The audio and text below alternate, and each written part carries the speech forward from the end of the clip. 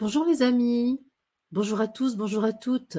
Je vous remercie d'être là. La guidance que vous allez écouter aujourd'hui est un enregistrement qui date de 2019, l'année où j'ai commencé à partager avec des proches ce que je captais du plan de l'esprit pour aider la conscience humaine à s'affranchir de la dualité. Évidemment, entre 2019 et 2023, un chemin a été parcouru et quelques éléments de connaissance du monde et de l'être humain ont bougé. Pour autant, j'ai fait le choix de ressortir ces émissions qui ont 4 ans d'âge parce que l'atmosphère qu'elles créent m'a semblé toujours d'actualité et susceptible d'aider à vivre dans le concret du quotidien l'unité de la conscience humaine et de la conscience divine. Je remercie chaleureusement Franck Guillot qui a repéré les enregistrements les plus pertinents pour aujourd'hui et en a fait des podcasts diffusables sur YouTube. À vous tous qui êtes là, je souhaite une très bonne écoute en vous invitant à l'exercice toujours nécessaire de votre discernement et de votre souveraineté. Bonne écoute. Je suis ici et maintenant, pleinement présente dans l'instant, consciente de chacune de mes cellules, consciente de ma condition humaine et de ma nature spirituelle, consciente que ma condition humaine est pure manifestation de ma nature spirituelle.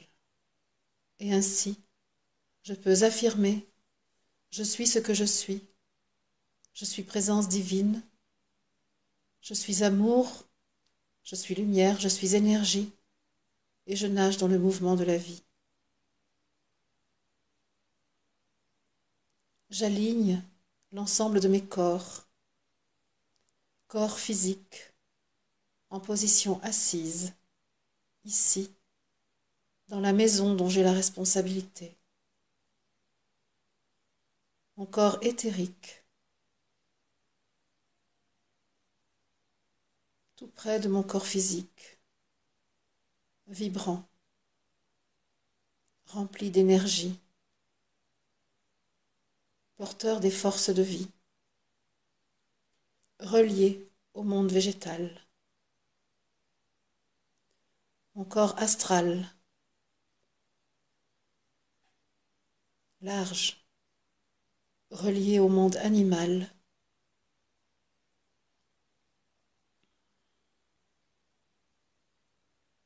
relié aux planètes du système solaire.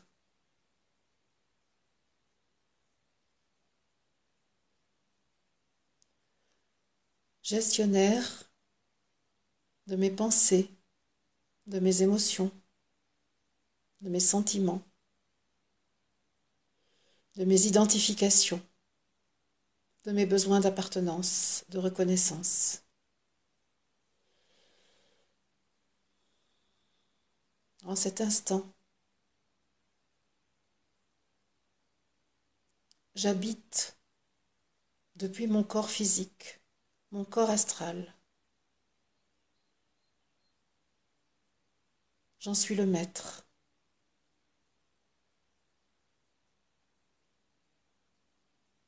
Je l'investis du Christ afin que nulle force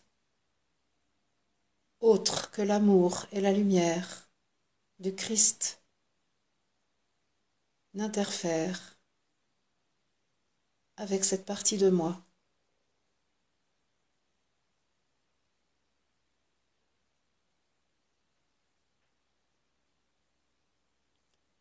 Je me place maintenant dans la conscience de mon corps causal, celui qui gère la conscience de moi, mon libre arbitre, celui qui me permet de dire « je » dans la conscience de l'esprit et de la matière réunie. Mon corps causal est celui-là même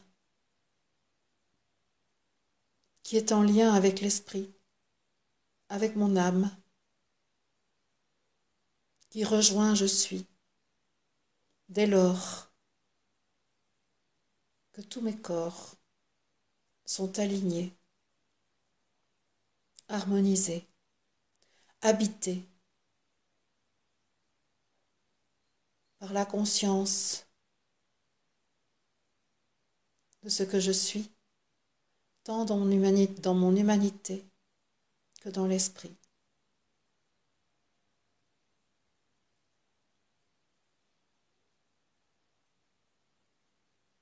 Je suis.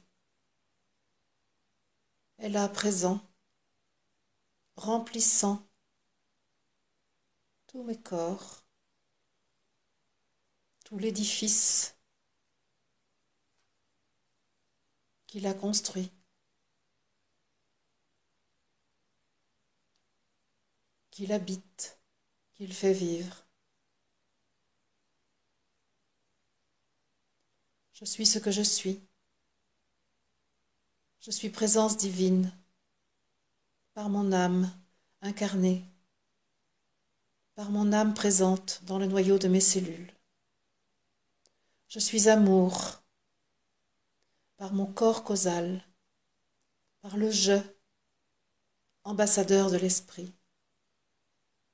Je suis lumière, par mon corps astral,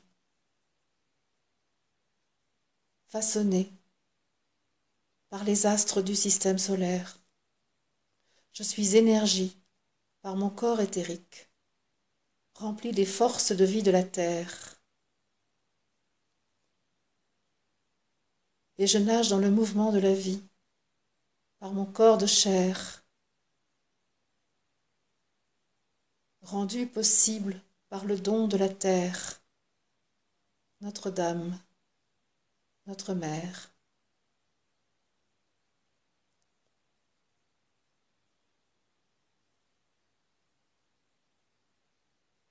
En cet instant, je sens la présence de l'archange Michael,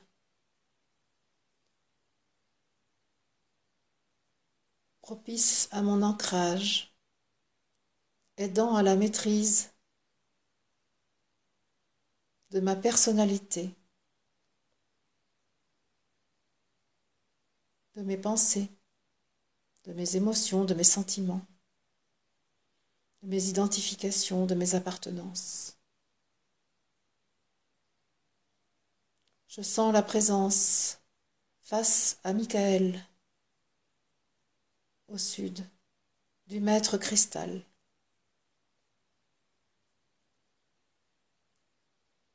Celui qui contribue à l'installation du corps vibratoire nécessaire à l'évolution de l'espèce humaine en parallèle de l'évolution de la Terre.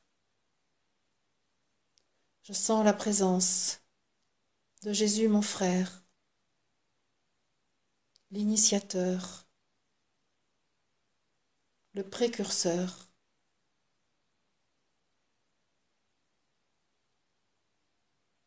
le professeur.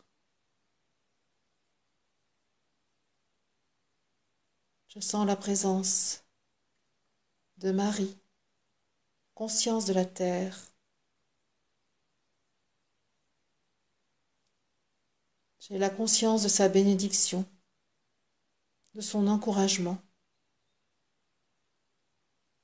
à l'action.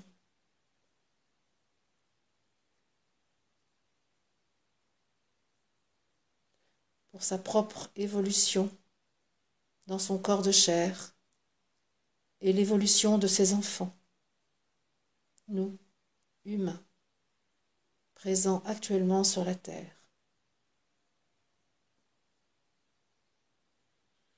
En étant ainsi entouré, je suis immédiatement en contact avec le grand conseil de la terre, avec l'ensemble des 13 êtres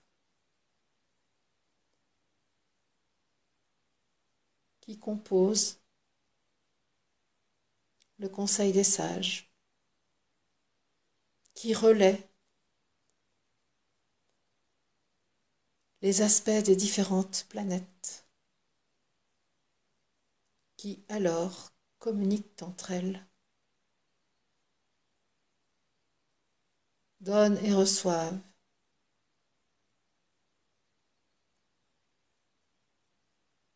ce que chacune est.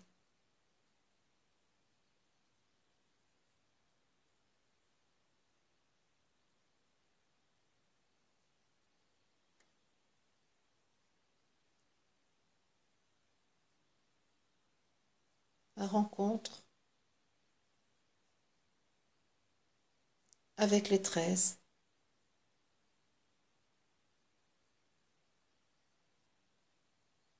a lieu par l'intermédiaire de l'être qui porte la conscience solaire, par le Christ, qui vit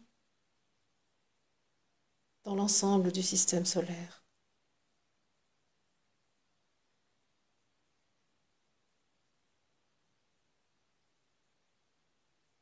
Le signe de la croix est posé sur moi en guise de bénédiction, d'adoubement pour poursuivre ma mission, ici en cet instant. J'ignore sur quelle voie je suis va me proposer d'aller. J'ignore quelle action va aujourd'hui m'être demandée. Je ressens seulement la joie d'œuvrer pour le Christ, d'œuvrer pour l'amour sur la terre, d'œuvrer pour l'élévation de la conscience de l'humanité.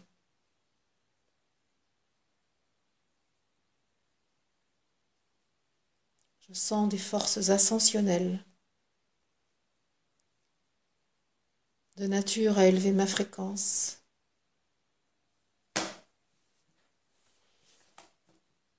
Et je sens la nécessité de détendre davantage mon corps, notamment mes jambes, pour que ces forces agissent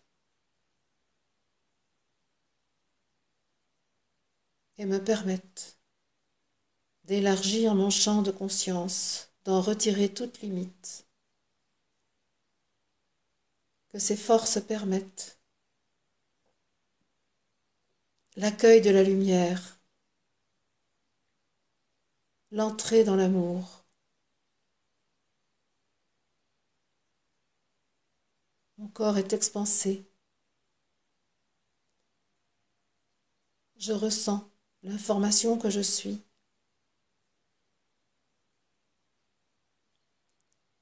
Au travers d'un tout petit point, d'une pépite. Et je ressens l'ensemble de ce que je suis, autour de ce point, répandu à l'infini.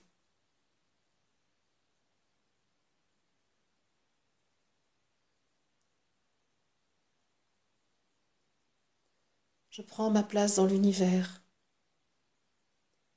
Je prends ma place dans le cosmos. Je suis là, présente, sans me poser la question de ma valeur.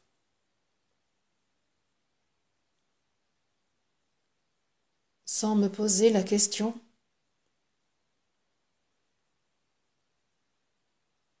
de la justesse, de la place occupée. Je suis là de toute évidence.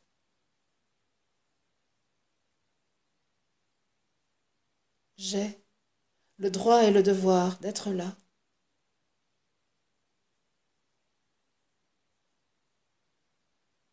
Et je connais la joie d'être présente, en ayant conscience de moi,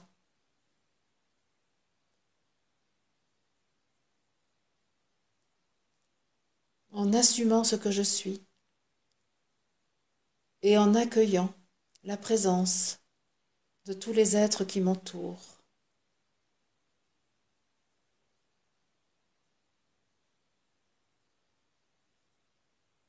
Il y a en cet instant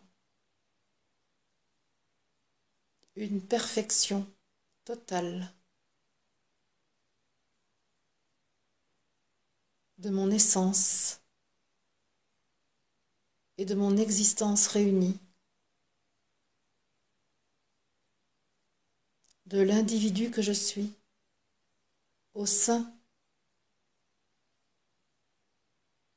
de la fraternité dans laquelle je suis immergée. Il n'est pas question ici de ma seule dimension humaine, mais de l'être multidimensionnel,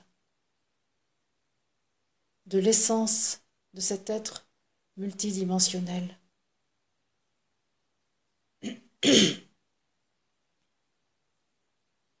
Je suis ici dans l'essence de moi-même, dans ma source, dans mon origine,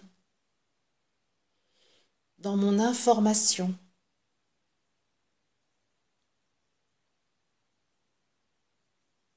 aux côtés des autres sources, des autres essences, des autres informations. L'harmonie entre chacun est totale. Et j'observe ma toux qui vient m'indiquer la difficulté humaine que je ressens à admettre l'harmonie totale entre tous les êtres. Il me faut, pour la ressentir, m'affranchir de mes expériences humaines et des difficultés que je connais parfois à trouver l'harmonie dans les assemblées, dans les rencontres, dans les relations.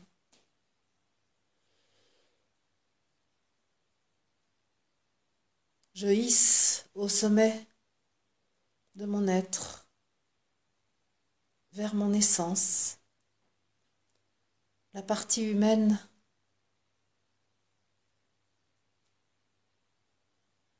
qui est identifiée à la disharmonie des relations, à la disharmonie des assemblées.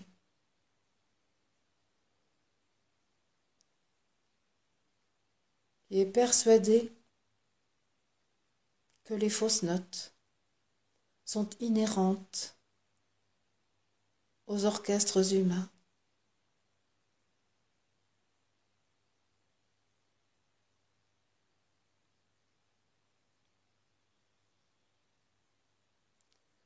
Je sais qu'en changeant de plan, en me ralliant à ma divinité,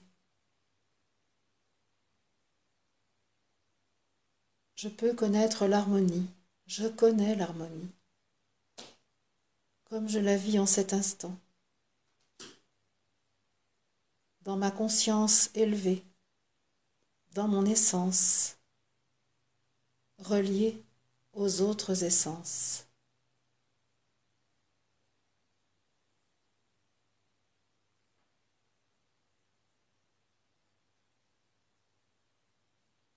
De multiples arbres peuvent peupler la forêt, de multiples essences peuvent se côtoyer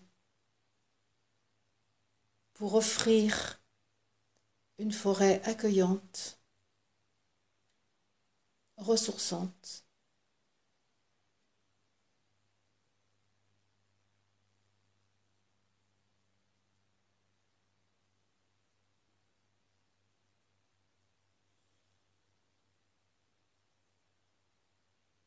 Je sens que ressentir l'harmonie dans la cohabitation avec les autres êtres dans leur essence est une étape nécessaire pour poursuivre le chemin sur lequel je suis invitée ce matin.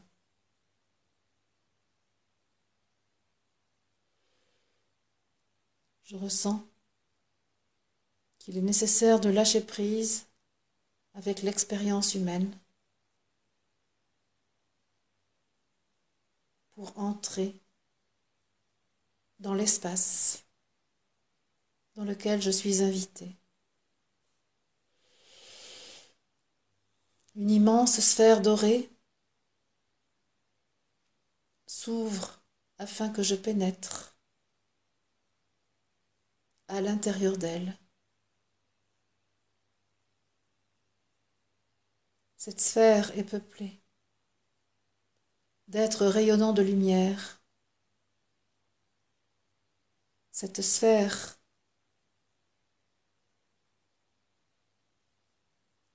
est habitée d'êtres d'amour qui disent leur joie de m'accueillir, de me recevoir, de voir que j'ose, par mon essence, apporter ici l'humaine que je suis.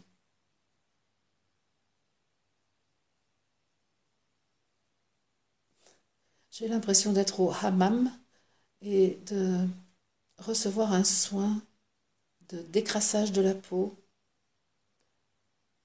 de massage profond. Il est procédé sur moi par ces êtres d'amour et de lumière un soin du corps.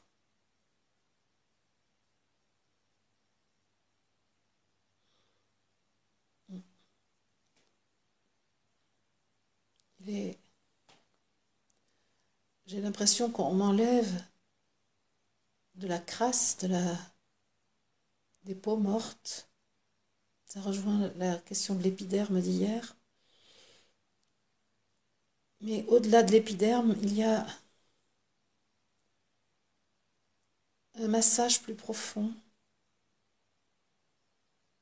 qui détend, qui permet de relâcher totalement. Ce massage me permet de m'abandonner. Je ne peux opposer aucune résistance dans ce contact avec ces êtres. Je sens que je lâche une fatigue humaine. Je lâche un certain nombre de peurs des autres, des peurs de moi-même.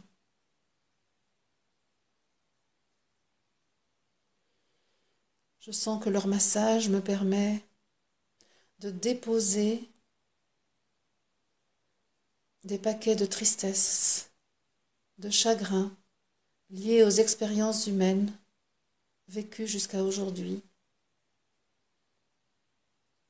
Les pertes d'amitié, les pertes d'affection qui ont créé quelques plaies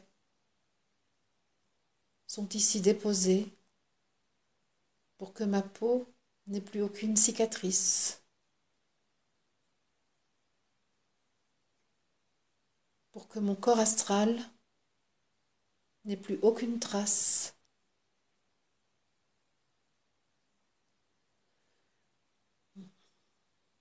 Je vois comment des forces sombres peuvent s'immiscer au travers des cicatrices du corps astral, liées à des chagrins, des séparations, qui n'ont pas été totalement cicatrisées, acceptées profondément.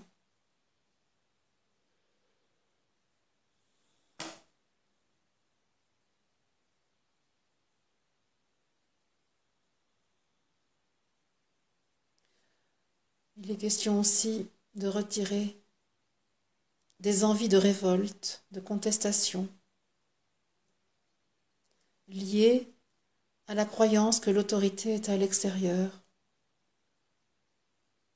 Car, me dit-on, dès lors que tu reconnais que l'autorité est en toi, alors pourquoi se révolter? Pourquoi contester? Tu ne contestes alors que tes propres décisions. Tu ne te révoltes alors que contre tes propres comportements. La colère, vois-tu, provient de la remise des clés à d'autres que toi. Les clés de ton palais sont entre tes mains. Tu en as la responsabilité. Et nous sommes là aujourd'hui pour te donner la force nécessaire d'entrer dans ta pleine responsabilité, d'assumer ta propre autorité.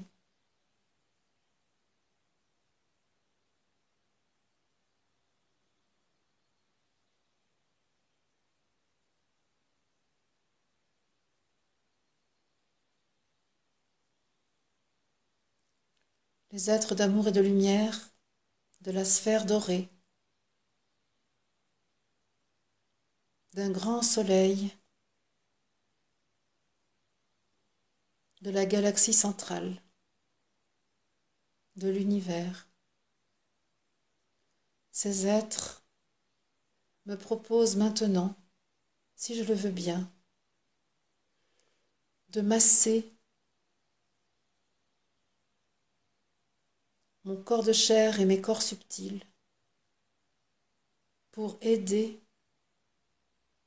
à l'adéquation de mes pensées à l'esprit que je suis.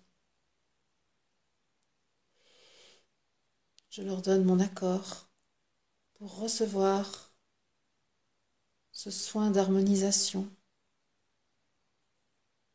ce massage de mise en résonance, en syntonie de mes pensées avec l'esprit. Il m'est proposé de renoncer aux stériles pensées, à ce moulin qui tourne bien souvent sans objectif, sans but, et qui occupe une part de ta conscience à ton insu, qui fait du bruit à l'intérieur de toi, un bruit de fond que bien souvent tu n'entends pas, mais qui crée fatigue et perturbation.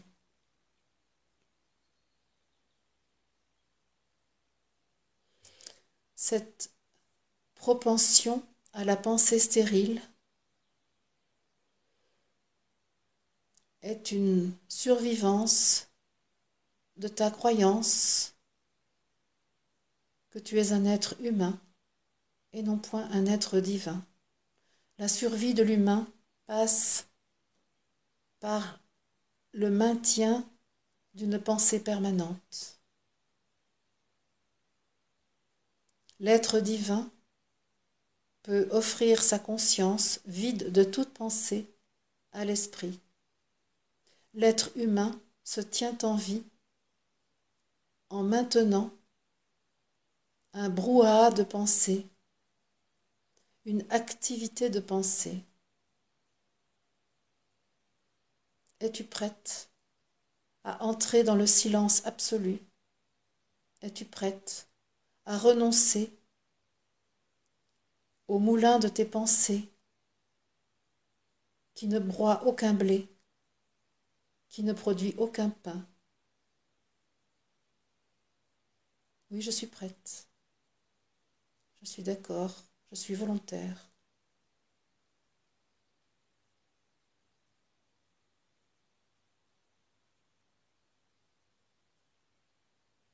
Alors je les vois, enfin, façon de dire, parce que je ne sais pas voir, mais en tout cas j'ai l'image ou la sensation qui serait liée à l'image comme une toile qui serait enroulée. Une grande toile qu'ils ont extraite de l'intérieur de moi et qu'ils roulent, font un rouleau de ça. Ouais, ça pourrait ressembler au final à un parchemin enroulé, une fois que c'est fini. Mais ça, au départ, c'était une toile et au fur et à mesure, ça se transforme en un parchemin enroulé. Voilà, très beau parchemin enroulé. Et là, on me dit, es-tu prête à nous remettre ce parchemin qui contient l'histoire de l'humanité telle qu'elle est vécue d'un point de vue humain, mais dépourvue de la présence divine. L'histoire de l'humanité telle que la pensée humaine matérielle l'a vue, l'a conçue, l'a créée, sachant qu'une autre histoire réelle, riche du sens sacré, est là, à l'intérieur de toi. Oui, je suis tout à fait d'accord pour me séparer de l'histoire profane de l'humanité, de me séparer de l'histoire pensée de l'humanité, pour enfin entrer en contact avec l'histoire sacrée, l'histoire des événements liés au sens spirituel qui les a générés. Je sens en moi quelque chose qui s'ouvre, quelque chose, je pourrais dire comme une étagère d'une bibliothèque qui est tout à coup libérée. Tous ces livres que les humains ont écrits croyant avoir la vérité et que je contiens en moi, que je contenais en moi, sont enfin retirés de ce que je suis. Je n'ai plus à traiter ces informations. Je n'ai plus à tenir compte de ces informations. Je peux maintenant consacrer mon énergie, me consacrer à ce que je vis en le mettant en lien avec ce qui a été vécu.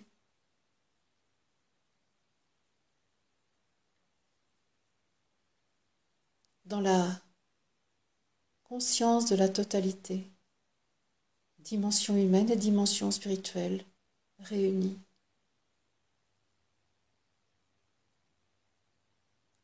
Événements et fondements des événements rassemblés.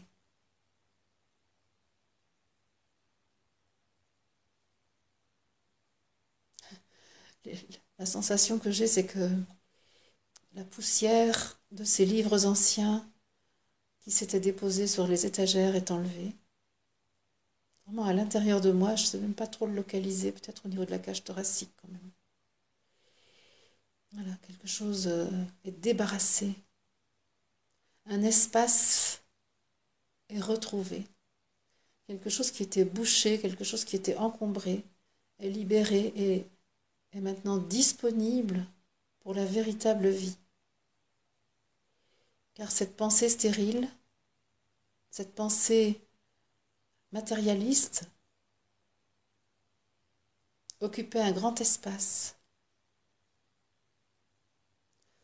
Et je vois dans ces pensées, maintenant que c'est à l'extérieur de moi, je vois toutes ces vérités apportées par des scientifiques qui disent que la seule observation de la matière est vérité, en omettant les plans subtils qui cohabitent avec le plan densifié.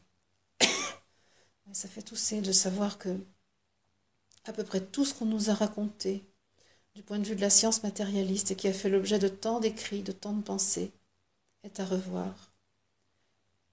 Et je sens que nous arrivons à ce moment où, y compris des scientifiques matérialistes, vont être frappés par la réalité de l'esprit, on pourrait dire illuminés par la présence de l'esprit, et devront avoir l'humilité de revoir tout ce qu'ils ont dit en intégrant l'esprit comme donnée incontournable de l'observation de la matière. En fait, c'est ça ce qu'on me demande d'accueillir en moi pour le ramener sur la terre. Enlever toutes les découvertes que la pensée matérialiste a cru faire, laisser la place pour que les scientifiques comprennent que tout ce qu'ils ont découvert de la matière n'a été possible que parce que l'esprit les a autorisés à voir un peu plus clair dans l'incarnation, dans le fonctionnement de la Terre, des organes, des lois de la physique.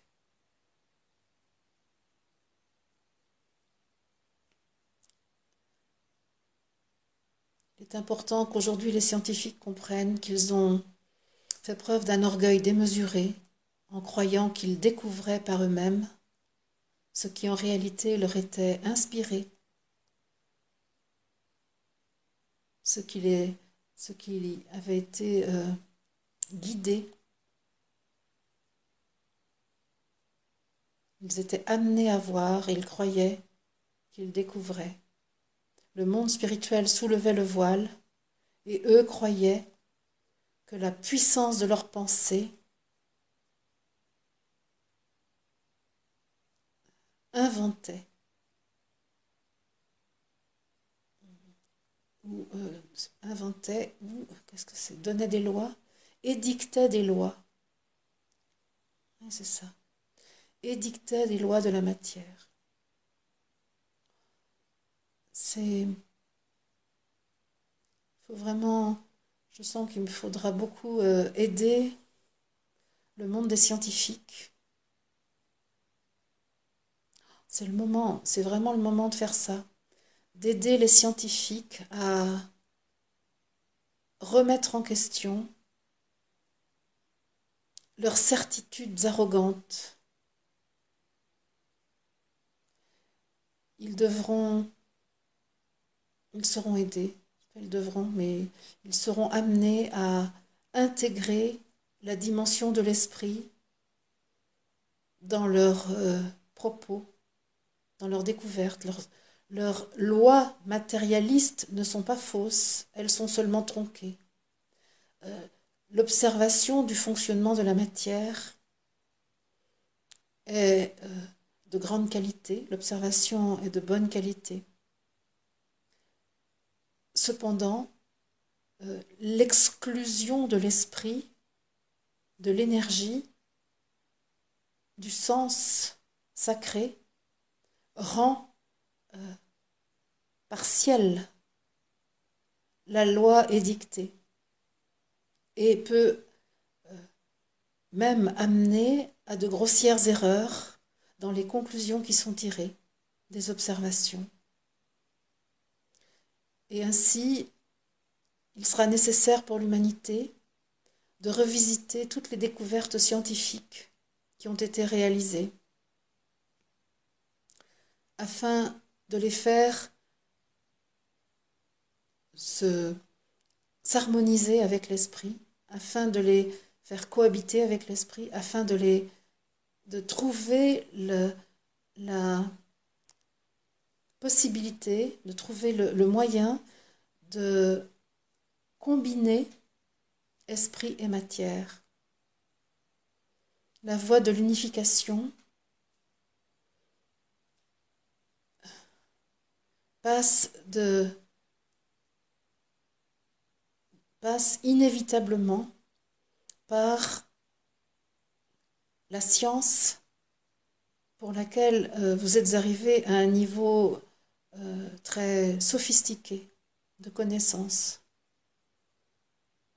Les précisions auxquelles vous êtes parvenu dans l'observation de la matière sont maintenant arrêtées par la limite que vous avez mise en excluant l'esprit de la densité.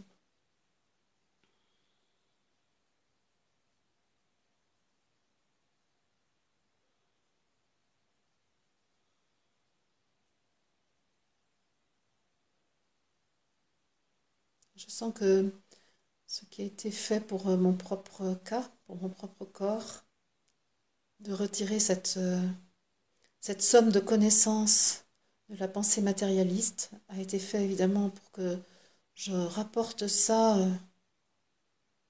au sein de la conscience humaine sur la Terre, et qu'ainsi l'égrégore du monde scientifique soit informé du changement nécessaire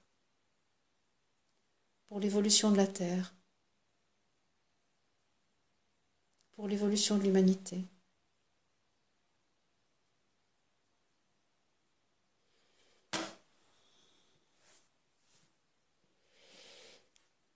Et effectivement, il y a une qualité d'humilité, la capacité de remettre en question les certitudes avec lesquelles nous vivons, nous avons vécu, qui est nécessaire. Et donc je demande aux êtres de cette sphère dorée, aux êtres de lumière et d'amour, qui ont généreusement accepté de me soigner, de me prendre en charge ici, ce plan de conscience, de me donner aussi l'humilité. Je leur demande de me permettre d'apporter pour moi-même et pour l'égrégore de la science l'humilité nécessaire à la remise en question des certitudes, des croyances, des axiomes qui ont servi de base à la construction des édifices sociaux du monde moderne, du monde d'après le Moyen Âge.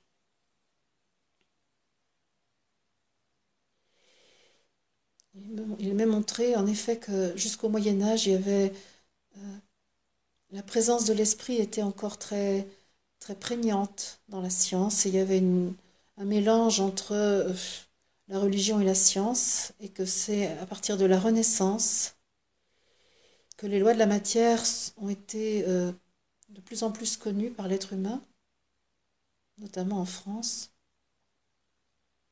en tout cas en Europe, mais en France aussi, oui. Et que donc c'est à partir de là que s'est construite une société tout droit issue de la vision matérialiste des choses, de la matière, tout droit issue de la pensée séparée de l'esprit. Cela a représenté une étape importante dans le processus d'incarnation de la conscience humaine sur la Terre. Cela fut une étape nécessaire pour que la pensée soit une alternative à l'esprit, et qu'ainsi le choix soit possible pour chaque humain de s'identifier à la matière ou de se reconnaître matière et esprit unifiés. J'ai tout un tas d'informations qui passent avec les religions, avec les philosophies, avec tous les paramètres qui ont effectivement encourager les humains à séparer la matière de l'esprit, par nécessité d'aller au maximum du libre arbitre, aller au choix total, d'opter pour la pensée matérialiste, la vision matérialiste du monde, ou bien d'opter pour le souvenir de l'esprit que chaque être humain est, que chaque animal est, que chaque végétal est, que chaque minéral est. Il y a aujourd'hui une très faible frange de la population qui se souvient de tout cela, car ceux qui sont dans les religions sont dans le camp de l'option de la séparation entre la matière et l'esprit.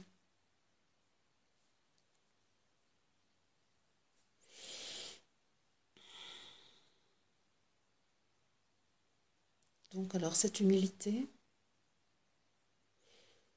quelque chose qui n'est pas prêt totalement à cette humilité. Et c'est lié à la notion de valorisation, de valeur, de reconnaissance de sa valeur. L'homme se croit valeureux par sa pensée, par sa capacité à penser, par sa capacité à s'approprier les lois de la matière, par sa capacité à édicter des lois, qu'elles soient physiques, scientifiques ou qu'elles soient politiques, morales, qu'importe. Alors il faut sûrement que je regarde en moi cette survivance de ma valeur mise dans ma capacité à penser, à inventer, à édicter.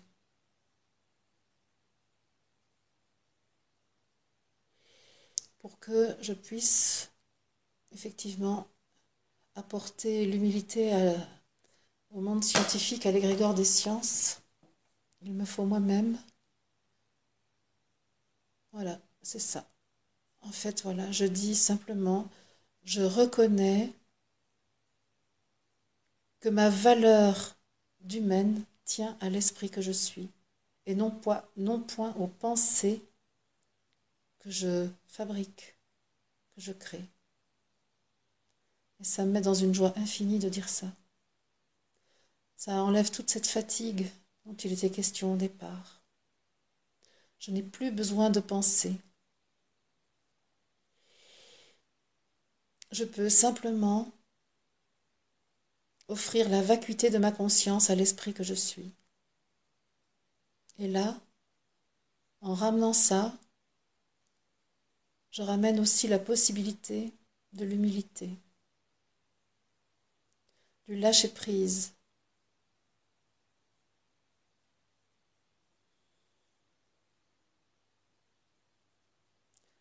Il y a quelque chose qui m'est donné de voir, c'est un parallèle avec les arcs-boutants des églises. En fait, il y a quelque chose de l'arc-boutant qui était très lié à la pensée humaine. Je ne pourrais pas dire pourquoi ni comment, mais ces arcs-boutants qui soutiennent les édifices, ça s'appelle arc-boutants, qui soutiennent les édifices des cathédrales, des églises romanes, sont vraiment très significatifs de l'investissement de l'homme sur sa pensée matérialiste, son système cognitif, sur tout ce qui est le cortex, néocortex. C'est ça. C'est vraiment l'arc-boutant qui en fait, est significatif de la construction humaine qui s'est faite sur la base de la pensée et non plus de l'esprit. Impressionnant de voir ça.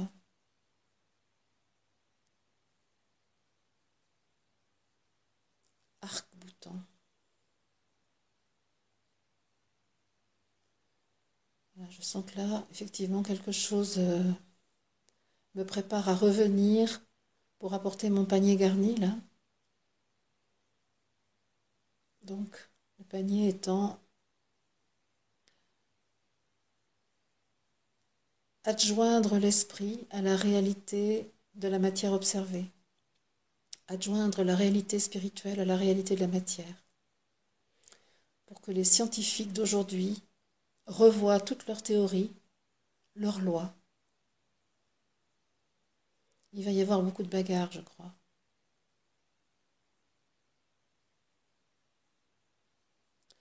Et effectivement, ramener dans le panier aussi euh, la fin de la détermination de la valeur d'un homme par sa pensée, par sa capacité à raisonner, à créer de l'information à partir des connexions neuronales, et le début de la reconnaissance de la valeur de chacun par l'esprit qu'il est, qui ne s'évalue pas puisqu'il est.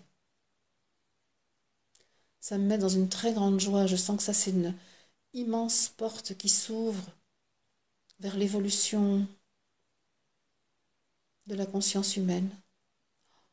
Ouais, je suis tout à fait d'accord pour ramener ça dans l'égrégore de la science. D'ailleurs, je sens que là, je reviens sur le plan astral. Voilà, je reviens avec le conseil des 13 et je leur apporte cette information. J'apporte. Alors, c'est étrange, je m'en vais tout de suite vers l'être qui porte Mercure. Voilà, quelque chose de la science. Oui, Hermès. Hermès, ce qui est effectivement de l'ordre de la science hermétique, qui doit maintenant être totalement ouvert. Donc je sens que je passe là avec cette information que je viens d'intégrer dans mes cellules. Je l'offre à chacun des 13 êtres qui représentent le système solaire. Et donc j'ai commencé par Mercure, mais je sens que j'arrive là près de la Terre. Voilà. J'arrive près de la Terre et là, ah oui, avec l'aide du Soleil, le Soleil vient m'accompagner. Voilà, j'ai l'impression de me présenter à la Terre avec le soutien du Soleil et de lui remettre cette, cette information, cette transformation. Voilà, je sens que ça. Il y a une lemniscate qui en fait, s'est créée entre la Terre et le Soleil et moi. Je suis donc à côté du Soleil, nous sommes en face de la Terre, et donc il y a une lemniscate qui circule. Le Soleil et moi-même sommes là à un arrondi de la lemniscate, tandis que la Terre est à l'autre arrondi, et il y a voilà, comme une espèce de feu d'artifice qui se crée au lieu de la rencontre, au croisement de cette énergie en circulation.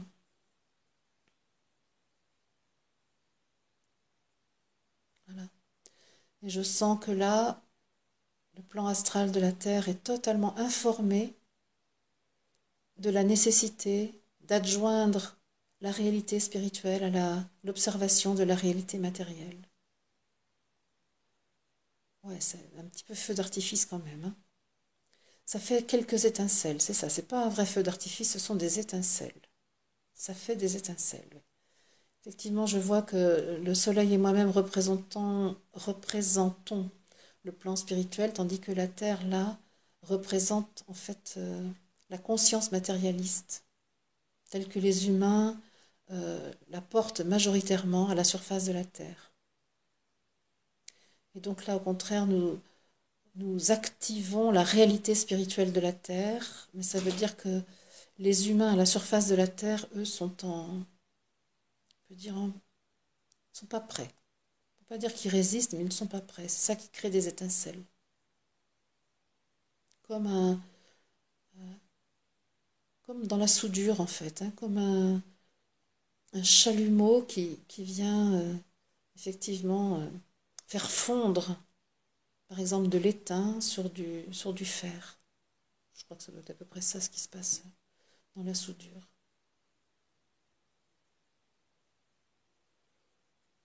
Voilà, ça continue. Il y a besoin de ce temps pour que l'information soit déposée totalement dans le corps astral de la Terre. Voilà, c'est fait. C'est fait. Le soleil revient prendre sa place. Et la Terre est entourée de deux autres planètes là, tout de suite, qui sont... Il y a Pluton d'un côté. Donc, Pluton que je dirais... alors moi, quand je la regarde, c'est à sa gauche. Depuis le centre du cercle, Pluton est à sa gauche. Et à sa droite, j'arrive pas à savoir... Chiron. Chiron, toute petite, mais très intéressante. Chiron et Pluton autour de la Terre, tandis que Mercure est en face.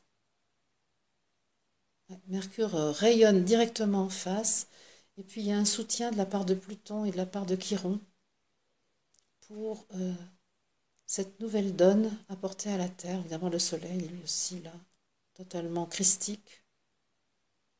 Voilà. Qui apporte une paix, une stabilité. Il rayonne beaucoup. Il rayonne beaucoup. Il envoie beaucoup de rayons sur la Terre.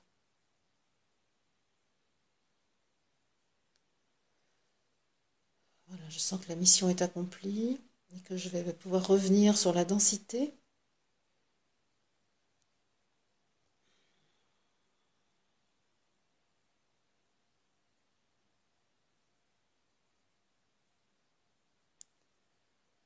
Voilà.